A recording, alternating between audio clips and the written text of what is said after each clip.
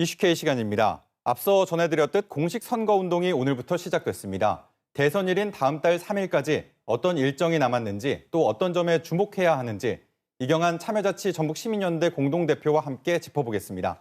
어서 오세요. 네, 안녕하십니까. 말도 많고 탈도 많은 제21대 대선 공식 선거운동이 시작됐습니다. 네. 지금까지 조기 대선 국면 어떻게 보고 계십니까? 네, 드디어 이제 정식 선거운동이 오늘부터 이제 시작이 되고 있어요. 대략 구도를 본다면 이제 1강, 1중, 1약 정도 되지 않겠나. 민주당이 이제 강세를 보이고요. 국민의힘은 이제서 전열을 갖추지도 못한 상태이고 또 개혁신당에서 이준석 후보가 좀 따라가는 이런 모습인데요.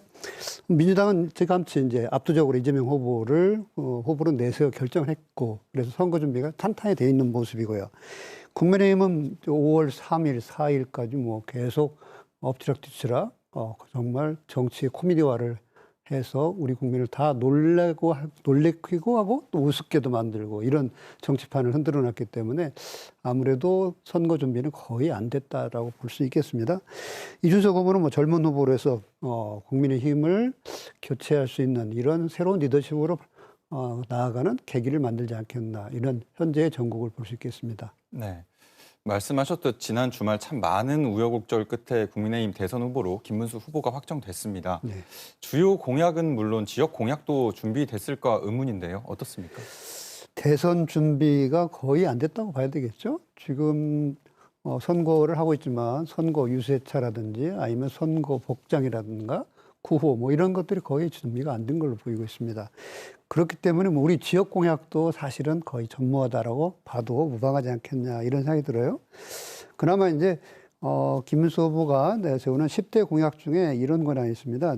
AI, 에너지 3대 강국 도약하겠다 이런 준비가 있는데 네.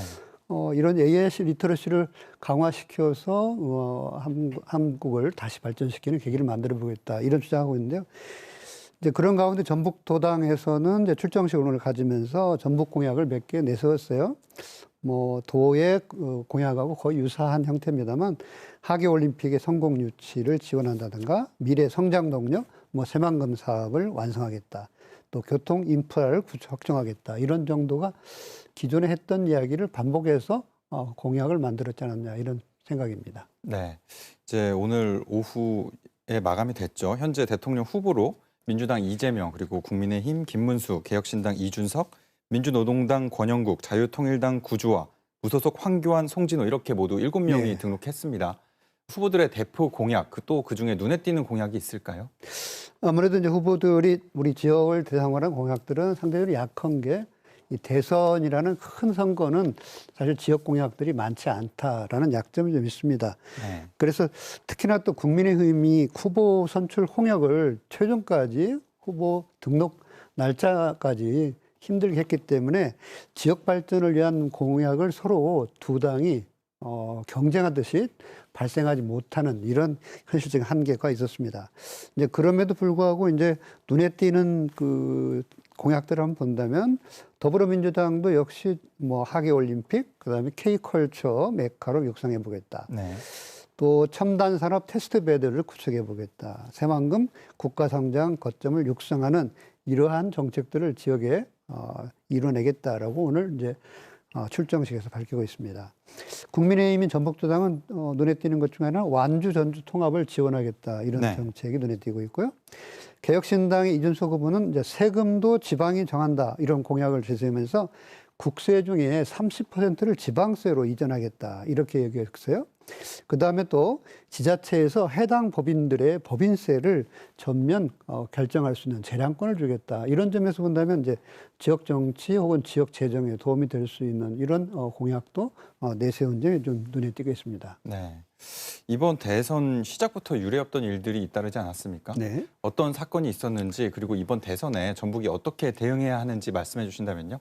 아무래도 이제 가장 큰 사건은 이제 국민의힘의 후보 교체를 시도하다가 결국 시도하지 못하는 이런 일이 이제 가장 큰 거라고 볼 거였고요. 네. 전북에서는 윤석열 정부가 3년 만에 끝남으로써 전북이 새로운 호기를 맞았다라는 점이 이번 대선이 또 저는 관심 있게 볼 점이라고 봅니다. 네. 윤석열 정부가 정말 대놓고 전북 홀대를 지난 3년간 해왔기 때문에 새로운 정권들이 탄생하면 전북에 대한 홀대는 조금 더 벗어나지 않겠나 이런 예측을 해봐요. 이제 그런 가운데서 전북이 이제 대응책은 우리 지역이 이제 그 유력 후보가 갖고 있는 철학, 그중에 균형 발전을 이루겠다. 이 철학을 좀 꼼꼼히 챙겨서 우리 지역에 취약한 산업 간접 시설들, SOC를 좀 탄탄히 이뤄내는 작업이 필요하겠습니다. 그것은 이제 철도, 고속도로, 항공 이런 네트워크를 강화하는 작업이 필요하겠다라는 생각이 들고요.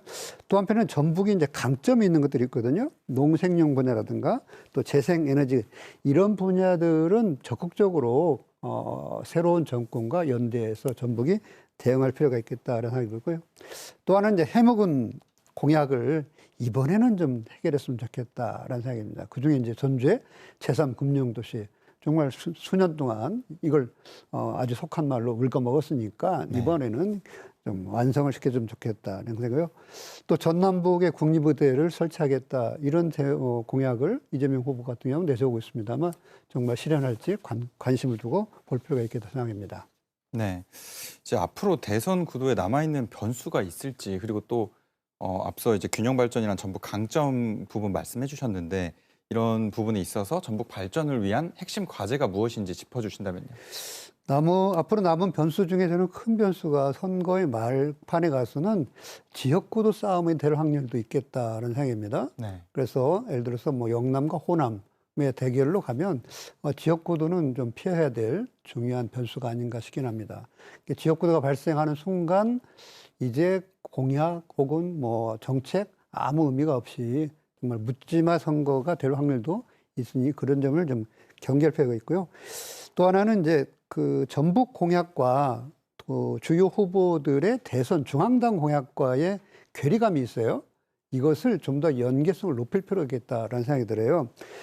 예를 들어서 아까 말씀드린 국민의힘 같은 AI, 에너지, 그다음 민주당도 AI를 통해서 신산업 육성 이런 점이 반도체 아주 강점을 두고 있는데 우리 지역이 좀 그 점에 대해서 공약들이 약하게서 그것을 중앙당하고 연계를 강화시켜서 중앙당과 지역의 공약과의 괴리감을 좁히면 우리 지역의 발전을 꾀할 수 있는 중요한 시기가 되지 않겠나 이런 생각입니다.